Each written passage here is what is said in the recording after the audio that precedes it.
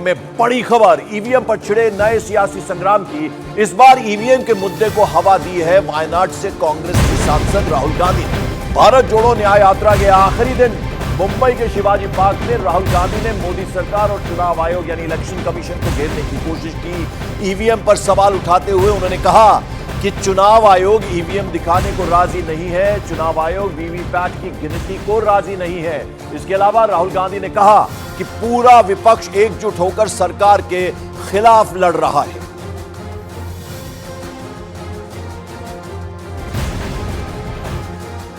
कि एक काम कीजिए, विपक्ष की पार्टी को ये मशीनें दिखा दीजिए, खोल के हमें दिखा दीजिए ये कैसे चलती हैं, हमारे एक्सपर्ट्स को दिखा दीजिए। इलेक्शन कमीशन नहीं दिखा। फिर हमने कहा देखिए इसमें से कागज निकलता है, वोट मशीन में नहीं है, वोट कागज में है। ठीक है, आप मशीन चलाइए मगर कागज की भी गिनती कर दीजिए। इलेक्शन कमीशन कहता है नहीं, कागज की गिनती नहीं होगी। क्यों नहीं होगी? कैसे नहीं होगी? सिस्टम नहीं चाहता कि ईवीएम की गिनती हो जाए। इधर आपको बता दें, शिवाजी पार्क में राहुल गांधी अकेले नहीं थे जिन्होंने ईवीएम पर सवाल उठाए। इंडिया गठबंधन के मंच से नेशनल कॉन्फ्रेंस के चीफ फारूक अब्दुल्ला ने राहुल गांधी की ताल में ताल मिलाई। उन्होंने ईवीएम को एक चोर मशीन करार दे दिया। साथ ही उन्होंने कहा कि अगर इंडिया गठबंधन की सरकार आई तो इस मशीनी चुनाव को खत्म कर दिया जाएगा और बैलेट से चुनाव होगा, यह कहा फारूक अब्दुल्ला। इससे बड़ी बात यह है, उस वोट का आपको बचाना है। ये मशीन जो है ये चोर है। मेहरबानी करके उस मशीन को देखिएगा। जब आप अपना बटन दबाएं, जो कागज वहां से लिखेगा वो देखिए कि आपका वोट उसमें है या दूसरा वोट गया है। हमने बहुत शोर किया, कहा वापस कागज का लाओ, इस मशीन को हटाओ। मुझे उम्मीद है जब इंडिया गठबंधन की गवर्नमेंट आएगी उसमें यह मशीन खत्म हो जाएगी। और आइए सीधे रुक करते मुंबई का, जहां से मेरे सहयोगी विवेक गुप्ता हमारे साथ जुड़ रहे हैं। विवेक, ईवीएम को लेकर फिर से विपक्ष जो है वो हमलावर था। कल शिवाजी पार्क में एक बड़ी रैली थी इंडिया गठबंधन की, जहां राहुल गांधी ने कहा कि विपक्ष को दिखाए इलेक्शन कमीशन ईवीएम की मशीनें। देखिए पंकज, ईवीएम का ये जो सवाल है वो विपक्ष अभी से नहीं बल्कि कई महीनों और कई सालों से खड़ा कर रहा है। इस पर जो बीजेपी के बड़े नेता हैं उन्होंने भी साफ तौर पर ऐलान कर दिया है कि ईवीएम में कोई भी गड़बड़ी नहीं है और ईवीएम पे जो सवाल खड़े कर रहे हैं वो सिर्फ और सिर्फ उन्हें इस बात का डर सता रहा है कि वो चुनाव हार जाएंगे। और आपको बताना चाहूंगा कि कुछ दिन पहले जब इलेक्शन कमीशन की पीसी हुई थी तो इलेक्शन कमीशन ने भी साफ तौर पर एक मुहावरा पे के तहत ये संदेश दे दिया था कि ईवीएम पर सवाल खड़े करना बिल्कुल बेबुनियाद है और ईवीएम पर कोई भी सवाल नहीं खड़ा कर सकता है, चाहे वो कोई भी हो। ईवीएम की मशीन जो है वो बिल्कुल सही है और उसमें भी और मशीन में किसी भी हाल में छेड़खानी नहीं की जा सकती है। ये हम नहीं बल्कि इलेक्शन कमीशन ने अपनी प्रेस कॉन्फ्रेंस में एक मुहावरे के साथ और साफ तौर पर ये इंडिकेशन उन नेताओं, उन पार्टियों को दिया था जो ईवीएम पर बार बार सवाल खड़े कर रहे हैं। कल इंडिया अलायंस की महाराष्ट्र के मुंबई के शिवाजी पार्क में बड़ी रैली थी। तमाम नेता, चाहे फारूक अब्दुल्ला की बात करें, राहुल गांधी की बात करें, उन सभी ने ईवीएम के ऊपर सवाल खड़े किए। बिल्कुल, फारूक अब्दुल्ला ने तो यहाँ तक कह दिया कि ये चोर मशीन है।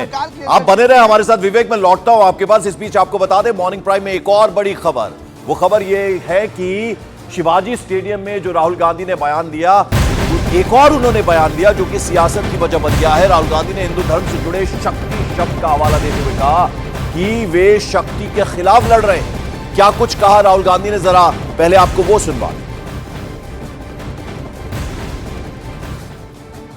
शक्ति शब्द होता है,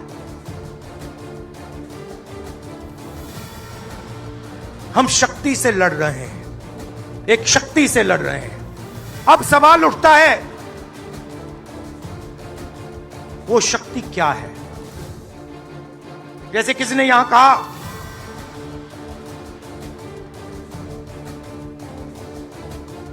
राजा की आत्मा ईवीएम में है।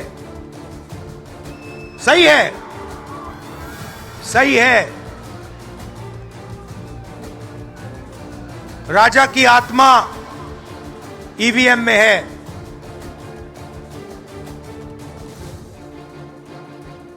हिंदुस्तान की हर संस्था में है, ईडी में है, सीबीआई में है, इनकम टैक्स डिपार्टमेंट में है।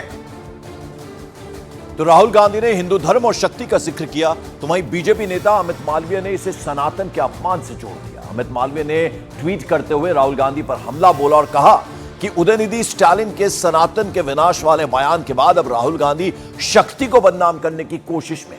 अमित मालवीय ने आरोप लगाते हुए कहा कि राहुल गांधी हिंदू विरोधी हैं और महिला विरोधी हैं। यह ट्वीट किया है अमित मालवीय ने। तो अमित मालवीय ने एक्स हैंडल पर हूबहू क्या लिखा, जरा पढ़कर आपको सुना दें। डीएमके के उदयनिधि स्टालिन के सनातन धर्म के विनाश का आह्वान करने के बाद अब शक्ति को बदनाम करने की बारी राहुल गांधी की है। मां दुर्गा शक्ति या शक्ति के विविध पहलुओं का प्रतीक हैं, जिन्हें सती, पार्वती, उमा, दुर्गा, काली, गौरी, त्रिपुर सुंदरी, शिवांगी, महादेवी और अन्य नामों से भी जाना जाता है। उन्हें भगवान की आदि शक्ति माना जाता है, जो सृजन, पालन और विनाश के लिए जिम्मेदार है। ब्रह्मा की रचनात्मक शक्ति, सृष्टि शक्ति, विष्णु की धारण शक्ति, पालन शक्ति और भगवान शिव की विनाश शक्ति, संहार शक्ति के रूप में वे हिंदू मान्यता में मां के रूप में पूजनीय है। शक्ति महिला सशक्तिकरण का भी प्रतीक है, लेकिन राहुल गांधी शक्ति से लड़ने की बात करते हैं। वे न केवल हिंदू विरोधी हैं, बल्कि महिलाओं से नफरत करने वाले हैं। यह एक्सपोज किया है बीजेपी नेता अमित मालवीय ने। और राहुल गांधी के शक्ति वाले बयान पर विवाद बढ़ा तो मल्लिकार्जुन खड़गे इस पर सफाई देने पहुंचे। उन्होंने कहा कि राहुल गांधी ने जिस शक्ति की बात की थी, वो शक्ति मोदी हमें कुचलने के लिए इस्तेमाल कर रहे हैं। ये सफाई दी है मल्लिकार्जुन खड़गे।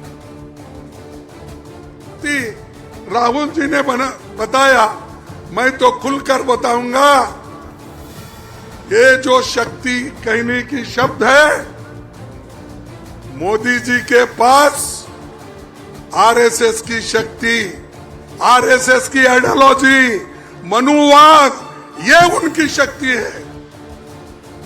हम शक्ति से लड़ रहे हैं। विवेक, ये जो बयान राहुल गांधी ने दिया है, उसको लेकर अब घेरने की कोशिश में बीजेपी। अमित मालवीय ने बाकायदा ट्वीट करके कहा है कि ये शक्ति का अपमान है और देवी का अपमान है। इस तरह के आरोप लगा दिए एक्सपोज पर अमित मालवीय। देखिए पंकज, जो कल इंडिया अलायंस की रैली हुई है मुंबई के शिवाजी पार्क में, उसमें कांग्रेस के नेता, मैं खासकर बात करूंगा, राहुल गांधी हुए या फिर मल्लिकार्जुन खड़गे हुए, उन्होंने काफी ज्यादा बातें बोली। ईवीएम के ऊपर सवाल खड़े किए, आरएसएस के ऊपर सवाल खड़े किए, बीजेपी पार्टी के ऊपर सवाल खड़े किए। तो अब ये जो चुनाव का ऐलान हो चुका है, आचार संहिता लग चुकी है, तो इस तरीके के आरोप प्रत्यारोप अब लगना शुरू हो चुके हैं। उस पर भी बीजेपी जो है वो पूरी तरह से तैयार है और बीजेपी भी अपना पलटवार भी कर रही है। और जितने भी सवाल राहुल गांधी या फिर मल्लिकार्जुन खड़गे ने शुरू होकर खड़े किए, तो उन सभी सवालों का जवाब या तो बीजेपी के नेता ट्वीट के जरिए दे रहे हैं या फिर कैमरे के सामने आके दे रहे हैं। लेकिन जिस तरीके से कल बयानबाजी और रैली में जो बातें हुई है, उस पर महाराष्ट्र के बड़े मंत्री या बड़े नेता बीजेपी के उस पर रिएक्ट जरूर करेंगे, क्योंकि जो भाषा और जो सवाल कांग्रेस और इंडिया लाइन से खड़े किए हैं, उस पर बीजेपी के नेता रिएक्ट जरूर करेंगे। बिल्कुल, आप बने रहे मेरे साथ। विवेक, मैं वापस लौटूंगा आपके पास, तो चूंकि महाराष्ट्र की हम बात कर रहे हैं, महाराष्ट्र की सियासत लगातार उफान पर है। अब मुख्यमंत्री एकनाथ शिंदे ने इंडिया गठबंधन की रैली को मुंबई के शिवाजी पार्क में आयोजित करने पर ही सवाल उठा दिया। उन्होंने उद्धव ठाकरे पर हमला बोलते हुए कहा कि यह दिन शिव सैनिकों के लिए काला दिन है, क्योंकि हिंदू हृदय सम्राट कहे जाने वाले बाला साहेब ठाकरे ने जिस मैदान से देश का मार्गदर्शन किया, उसी मैदान पर हिंदूवादी सावरकर का अपमान करने वालों के साथ बैठकर उद्धव ठाकरे सभा कर रहे हैं। तो उद्धव ठाकरे पर सीधे सीधे एकनाथ शिंदे ने सवाल उठा दिया। हाँ, मैं आज का दिन ये शिव सैनिकों के लिए काला दिन है, काला दिवस है, ये ब्लैक संडे है, क्योंकि जो शिवतीर्थ शिवाजी पार्क, ये शिवाजी पार्क से हिंदू हृदय सम्राट बाला साहेब ठाकरे जी ने पूरे देश को मार्गदर्शन किया। इसी ऐतिहासिक मैदान में जिन्होंने स्वतंत्रवीर सावरकर जी के खिलाफ आरोप लगाए, उनके बाजू में बैठकर ये सभा लेने की नौबत आज यहाँ पर आई है। ये दुर्भाग्य है। आज कैसे कहेंगे गर्व से कहो हम हिंदू हैं, ये भी सवाल मैं यहाँ इस बार पूछना चाहता हूँ। और एकनाथ शिंदे के इस बयान पर कांग्रेस और उद्धव ठाकरे गुट की शिवसेना जहां हमलावर है, तो वहीं विनायक सावरकर के पोते रंजीत सावरकर ने राहुल गांधी पर सावरकर का अपमान करने का आरोप लगाया। एकनाथ शिंदे जी घबराए हुए दिख रहे हैं, कल मोदी जी घबराए हुए दिखेंगे। बिल्कुल घेर रहे हैं, राहुल गांधी और मल्लिकार्जुन खड़गे जी लगातार घेर रहे हैं और घेरते रहेंगे। हाँ, तो हम तो खुद तैयार हैं, देखो ना सामने है आंकड़े सबके। भाई ईडी इनकी है, सीबीआई इनकी है, तो आंकड़े इनसे पूछो ना। जो दबाव डाल के पैसा वसूलते हैं, हफ्ता वसूलते हैं, उनसे पूछिए। हमारे पास कोई ईडी सीबीआई थोड़ी है कि डरा सकेंगे। कि राहुल गांधी ये अपने पक्षीय स्वार्थ के लिए, राजनीति के लिए सावरकर जी का बार बार अपमान करते आए थे, और ये अभी की बात नहीं है, ये बहुत पुरानी बात है। और मुझे याद है कि 2019 में यही सावरकर स्मारक में उद्धव ठाकरे जी ने कहा था कि राहुल गांधी को जूते मारना चाहिए। अब उसके बाद भी जब इनकी इंडिया अलायंस हो गई, ये हो गई, राहुल गांधी सावरकर जी को गाली देते रहे हैं, मगर उसकी जो प्रतिक्रिया महाराष्ट्र में हुई, महाराष्ट्र की जनता के में जो कांग्रेस का विरोध बढ़ता हुआ दिखाई दिया, उसके कारण मुझे लगता है कि आज राहुल गांधी शिवाजी पार्क से सावरकर जी के बारे में कोई भी अपमानास्पद टिप्पणी करने की हिम्मत नहीं करेंगे। महाराष्ट्र राज्य के मुख्यमंत्री एकनाथ शिंदे इसे काला दिन बताते हैं। एक विपक्ष का नेता, अब चुनाव डिक्लेयर हो गए, अब कैसा भय है? अब तो चुनाव में जाना ही है ना। आज जाएं, कल जाएं, परसों जाएं। 4 जून को जब नतीजे आएंगे तो नतीजों में आपको दिखेगा कि ये जो नारा देते हैं ना, नकली नारा, अब की बार 400 पार, 4 जून इनको एहसास दिलाएगा कि अब की बार भाजपा की हार और अब की बार इंडिया गठबंधन की जीत।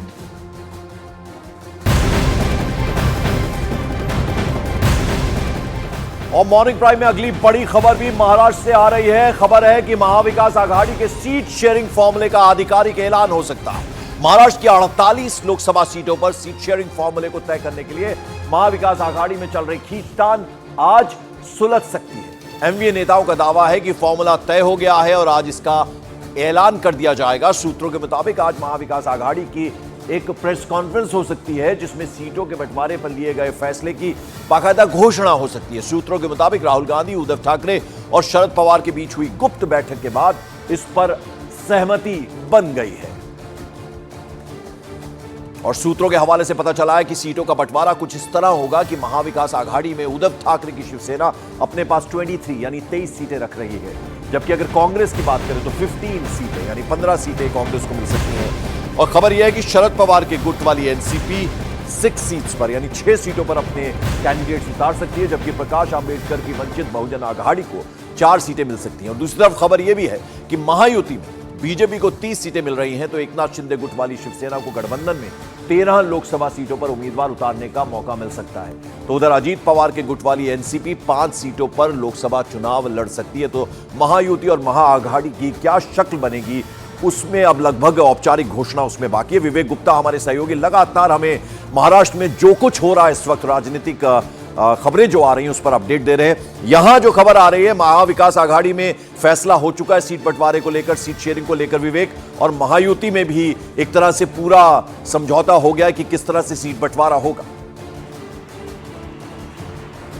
बिल्कुल सही कहा पंकज। देखिए, दोनों पार्टियों, जो दोनों गठबंधन की पार्टियों, उसमें लगभग है वो फॉर्मूला तय हो चुका है। और दोनों महायुति की बात करें या फिर महाविकास आघाड़ी की बात करें, जो सूत्रों से जानकारी मिल रही है कि 98% सीटों पर फैसला हो चुका है। आधिकारिक जो ऐलान है वो होना बाकी है। आपको बताना चाहिए कि महाविकास आघाड़ी की जो मीटिंग हुई थी, मैराथन मीटिंग हुई थी, बड़े बड़े होटलों में मीटिंग हुई थी और महीनों से मीटिंग चल रही थी। उसमें बहुत ज्यादा झगड़ा हो रहा था कि शिवसेना कितने पे लड़ेगी, कांग्रेस कितने में लड़ेगी और शरद पवार की गुट कितने में लड़ेगी। लेकिन सब थोड़ा सवाल खड़ा हो रहा था कि प्रकाश आंबेडकर जो वंचित बहुजन आघाड़ी के नेता हैं, उनको कितनी सीटें मिलेगी। उनकी वजह से ही पूरी महाविकास आघाड़ी में जो खटपट चली थी, वजह बता जाती कि वो 17 से 18 सीटें मांग रहे थे, जो बिल्कुल भी किसी भी हाल में पॉसिबल नहीं था महाविकास आघाड़ी के लिए। जो जानकारी सूत्रों से मिल रही है पंकज, उसमें महाविकास आघाड़ी में उद्धव गुट को 23 सीटें मिल सकती हैं, कांग्रेस को 15, शरद पवार गुट को 6 और प्रकाश आंबेडकर को 4। आपको बताना चाहेंगे 2019 में भी जब शिवसेना बीजेपी के साथ चुनाव लड़ी थी